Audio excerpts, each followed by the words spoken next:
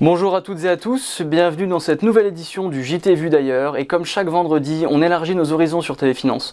On parle d'actualité économique, sociale et culturelle, et on franchit même les frontières avec les actus internationales. Donc comme d'habitude, on commence cette émission avec un zoom sur l'actualité internationale. Je rappelle que cette revue de presse est issue du site www.vudailleurs.com. Nous allons donc parler aujourd'hui du Liban, pays meurtri par l'explosion du port de Beyrouth en août 2020 qui a fait plus de 200 morts et a laissé des milliers de personnes sans domicile. Après ce drame, le Liban s'est enfoncé toujours plus loin dans une crise économique et sociale et politique très grave. Tellement grave qu'elle fait renaître le spectre de la guerre civile qui a frappé le pays entre 1975 et 1990. Après la démission du gouvernement au pouvoir lors de l'explosion du port de Beyrouth, il a fallu plus d'1 an pour convenir de la formation d'un nouveau cabinet ministériel. C'est Najib Mikati, ancien Premier ministre du Liban, qui a été nommé à la tête du gouvernement. Or, les ministres des mouvements chiites Hezbollah et Amal ont exigé la démission du juge Tarek Bitar, qui mène l'enquête sur l'explosion. Ces tensions ont continué à escalader, si bien que lors d'une manifestation contre le juge Tarek Bitar le 14 novembre-octobre 2021, une fusillade a eu lieu entre les membres du Hezbollah et du parti chrétien Force libanaise. Cet affrontement a réveillé un traumatisme chez les Libanais, puisque la guerre civile avait commencé avec un événement similaire en 1975. À l'approche des élections, le risque d'affrontement grandit, mais les deux groupes déclarent qu'ils ne veulent pas d'une guerre civile. Des positions soutenues par le Premier ministre Najib Mikati, qui considère que seul le dialogue permettra de sortir de cette crise. On se retrouve juste après pour les actualités françaises.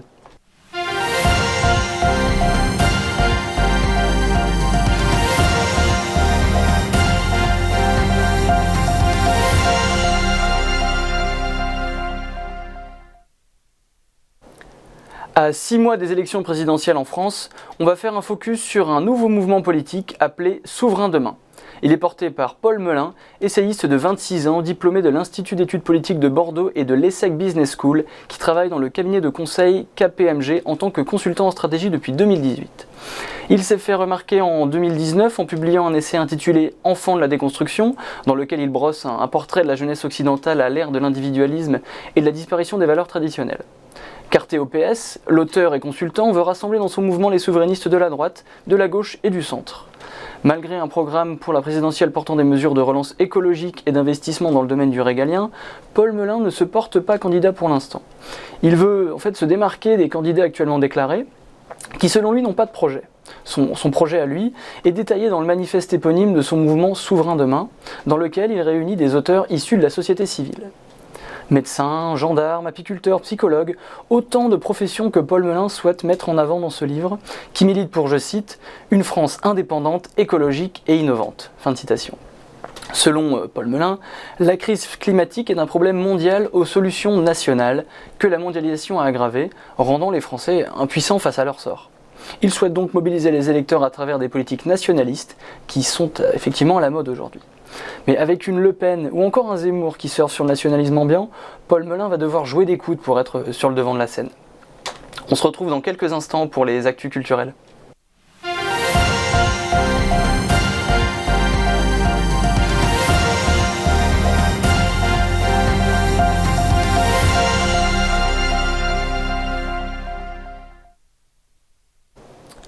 Pour ces actualités culturelles, on part maintenant visiter le château de Bournazel, près de Rodez, dans le département de l'Aveyron.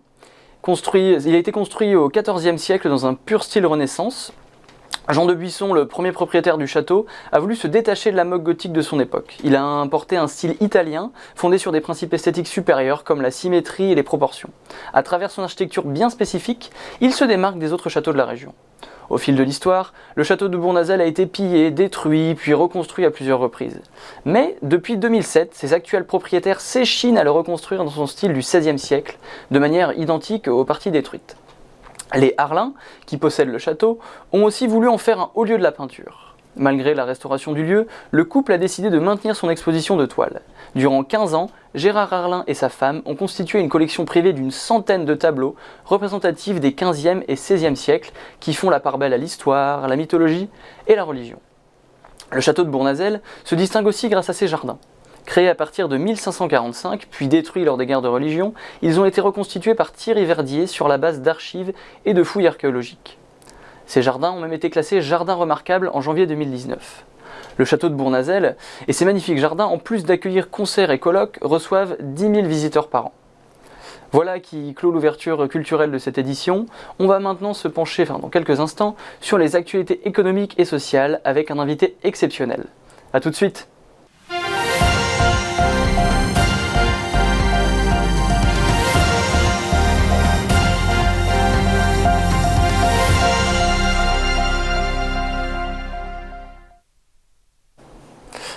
Nous voilà de retour sur le JT de Vue d'ailleurs. Nous sommes ravis d'accueillir en plateau Ziad Zalila, PDG fondateur et directeur R&D de la société Intelitech. Ziad Zalila est également professeur de mathématiques du flou et d'intelligence artificielle à l'université de technologie de Compiègne, Alliance Sorbonne Université. Bonjour Ziad Zalila, bienvenue à vous. Bonjour Jean. Alors aujourd'hui, nous allons parler d'IA ou d'intelligence artificielle avec un focus sur un modèle inventé par vous-même. Ce modèle en question, Ziad Zalila, vous l'appelez intelligence artificielle symbolique floue augmentée ou IAFA. Et donc, pouvez-vous nous expliquer en quoi consiste ce type d'intelligence artificielle ? Tout à fait. C'est une IA disruptive. En fait, je vais reprendre les trois mots principaux donc, de l'IA symbolique floue augmentée. C'est une IA symbolique, c'est-à-dire qu'elle manipule des règles de type si alors, du même titre que ceux qu'on manipule lorsqu'on développe des raisonnements humains, hérités d'Aristote. Le deuxième point, donc ça c'est l'IA symbolique. Le deuxième point, flou, ça veut dire qu'on utilise une logique dite floue, c'est une logique multivaluée à plusieurs degrés de vérité. Et ça, c'est différent de la logique qu'on a l'habitude d'utiliser en mathématiques. C'est la logique noir-blanc, 0-1, on appelle ça logique binaire.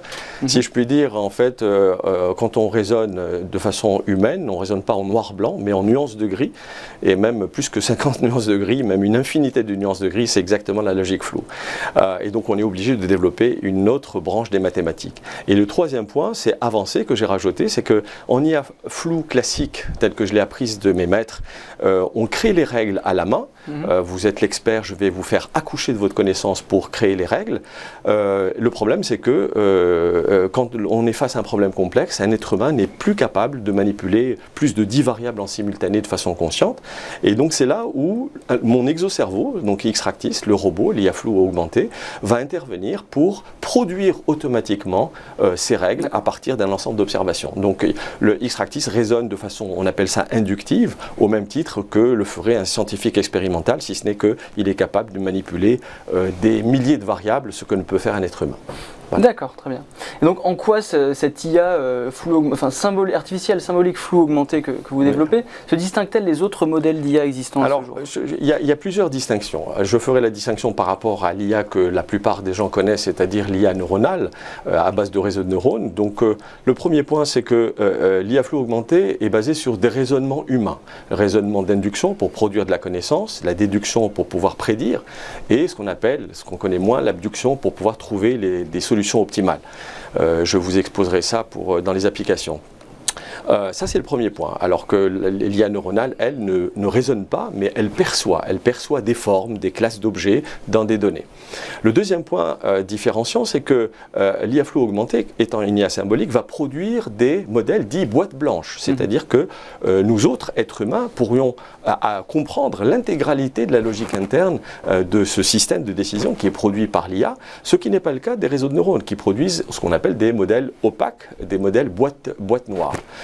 Et ça, c'est très très embêtant pour les applications critiques, parce que vous ne ferez pas confiance à une IA boîte noire pour piloter un véhicule autonome, par exemple. Ce qui est malheureusement le cas pour un constructeur automobile aujourd'hui, qui a des problèmes d'ailleurs au niveau de la régulation. Et le dernier point, qui n'est pas moindre, c'est que l'IA floue augmentée est basée sur la théorie que j'ai proposée en 1993, et pas sur les probas, donc sur les possibilités et les nécessités généralisées, donc on ne rentrera pas dans les détails mathématiques, mais ceci nous procure un avantage non négligeable, c'est qu'on peut manipuler des données de mauvaise qualité, ce qu'on trouve dans la vie de tous les jours, et surtout, on peut manipuler des données de faible quantité, en faible quantité. C'est-à-dire qu'à partir de peu de données, on peut commencer à produire des premiers résultats, ce qui n'est pas le cas des réseaux de neurones qui nécessitent un volume incommensurable de données et donc une quantité d'énergie très très importante.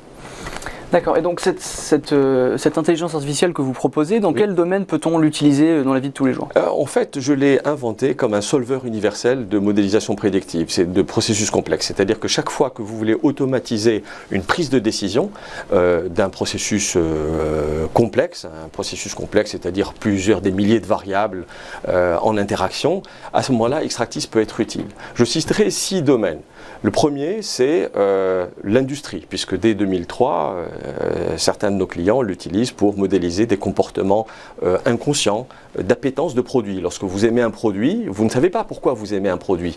Et pourtant, Xtractis est capable d'expliquer pourquoi vous aimez un produit.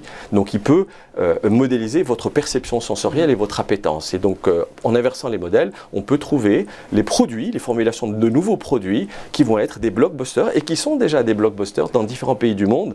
Pour chacun des pays, il y aura des blockbusters différents. Et vous les achetez au supermarché, vous ne savez pas que c'est mon IA, en fait, Xtractis, qui les a inventés et vous pensez que c'est un être humain qui l'a fait. Donc ça, c'est au niveau de l'industrie. Après, application, qualité prédictive, maintenance prédictive. Deuxième domaine, c'est par exemple la santé. La santé, moi je suis un partisan de la santé personnalisée, individualisée, et non pas la santé statistique telle qu'on nous l'impose depuis qu'elle existe. C'est-à-dire que vous et moi, nous sommes deux hommes, mais différents, parce que notre génome est différent, notre environnement de vie est différent. De ce fait, la médecine que je propose, c'est la médecine épigénétique qui va se baser sur l'analyse de notre génome, 24 500 gènes, et l'environnement de vie, quelques centaines de variables.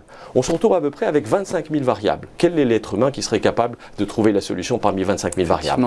Xtractis est capable de le faire, et je le prouve. D'ailleurs, nous venons de publier un use case sur le diagnostic génétique du cancer de la prostate, mais on peut l'appliquer pour énormément de pathologies humaines. Et d'ailleurs, je l'ai même proposé l'année dernière pour prédire les conséquences de la Covid, parce que je suis convaincu que la Covid n'est pas la loterie, mais bien une maladie épigénétique. Malheureusement, je n'ai pas encore eu accès aux données. Vous savez, c'est le problème classique en France. Donc ça, c'est pour la médecine. Et donc on peut évidemment utiliser Xtractis aussi pour découvrir de nouvelles formulations de médicaments. Troisième domaine, ça serait la défense pour les systèmes d'armes létales autonomes. Donc il faut bien y réfléchir parce que d'autres pays le font. Donc il faudrait aussi, comme l'avait décidé le général de Gaulle, développer notre arme nucléaire, développer nos systèmes d'armes létales autonomes. Ça, c'est ma position, pour que ça puisse servir d'arme de dissuasion. Et l'IA est une arme de dissuasion, sera une arme de dissuasion. L'autre domaine, c'est la sécurité et la cybersécurité, pour débusquer les comportements malveillants, la fraude, le blanchiment d'argent, terrorisme, etc. Et puis, les véhicules autonomes. Là, c'est aussi donc l'application directe pour le véhicule autonome et véhicules qui sont peu consommateurs d'énergie. Et le dernier point, puisqu'on est dans une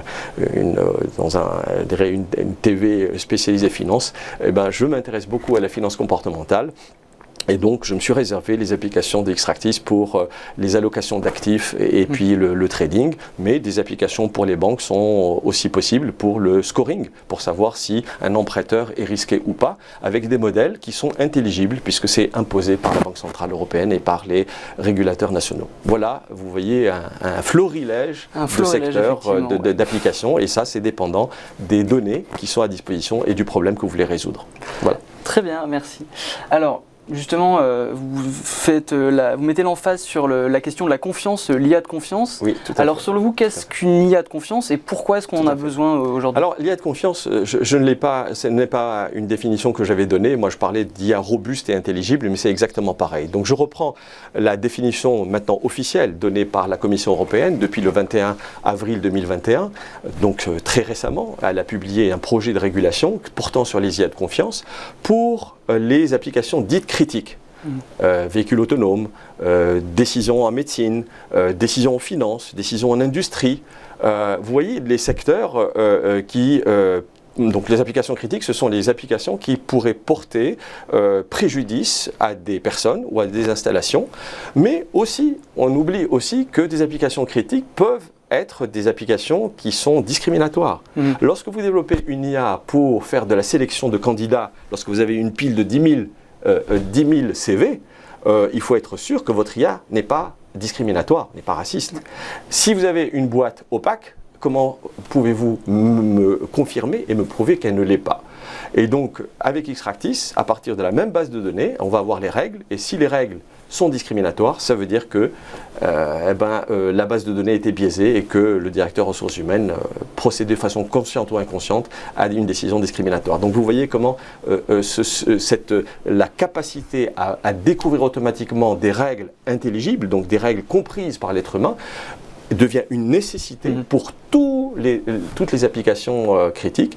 Et aujourd'hui, Xtractis valide toutes les exigences de cette nouvelle loi, de nouvelle régulation, et devient donc l'état de l'art. Voilà. On ne pourra pas dire que je ne savais pas que ça existait, et le juge pourra utiliser l'existence d'Xtractis pour dire non, il y avait une technologie qui existait, donc vous ne pouvez pas dire que vous ne pouviez pas faire autrement.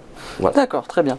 Bah, écoutez, dernière petite question pour clore cette interview. Oui. Xtractis est donc une IA made in France. Oui. Et donc vous mettez l'emphase sur la souveraineté de cette IA. Ah, et donc oui, pourquoi est-ce que c'est important de parler de la souveraineté de cette IA? Merci beaucoup de cette question qui me tient beaucoup à cœur. J'insiste sur la souveraineté d'Xtractis parce que j'en suis l'inventeur, concepteur et le co-développeur avec mes chercheurs de la société Intelitech que j'ai fondée. Et en fait, c'est une IA 100% française. Et ça, c'est très très important. On l'oublie. La plupart aujourd'hui des sociétés qui font de l'IA font appel à des codes open source qui ont été développés initialement par des universités américaines, aujourd'hui aussi des universités chinoises, mais dont la propriété a été rachetée par les GAFA, les sociétés privées. De ce fait, lorsqu'on vous les met à disposition, ça ne veut pas dire que c'est votre propriété. Vous avez le droit de l'utiliser, mais ça reste la propriété de celui qui détient la propriété.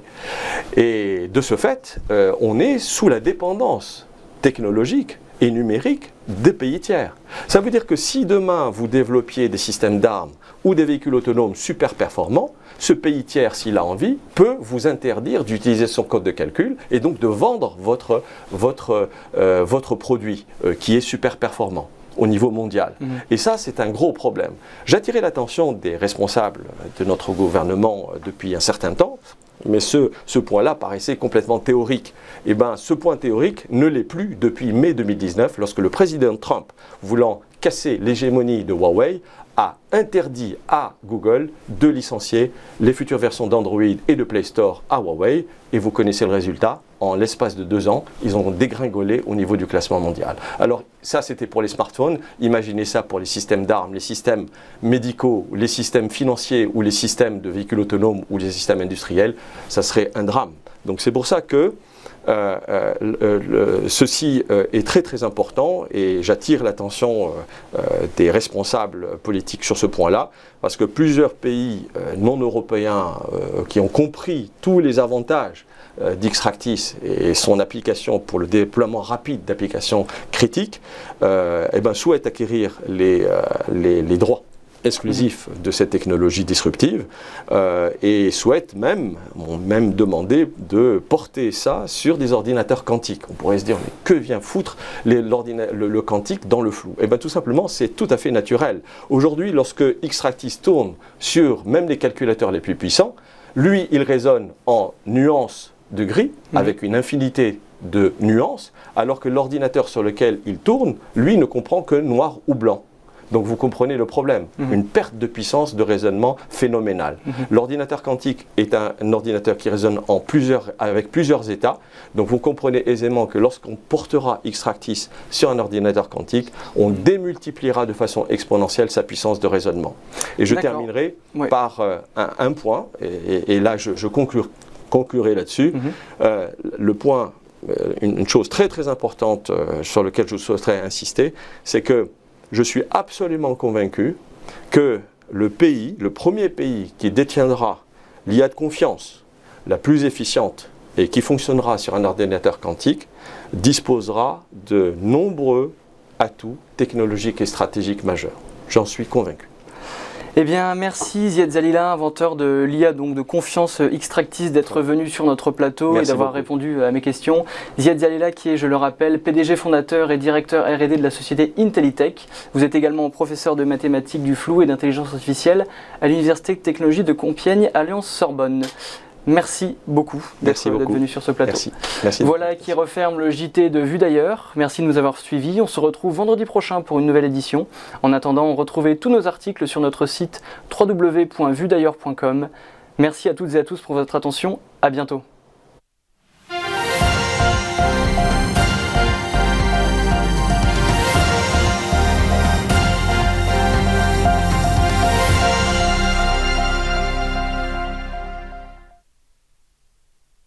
Bonjour à tous et bienvenue dans notre émission Entreprise et Innovation, votre rendez-vous innovation, développement économique et enjeux du digital sur TV Finance. Tous les jours, TV Finance met en lumière une société, un projet, des hommes et des femmes qui font l'entreprise d'aujourd'hui et de demain dans un monde en perpétuelle évolution.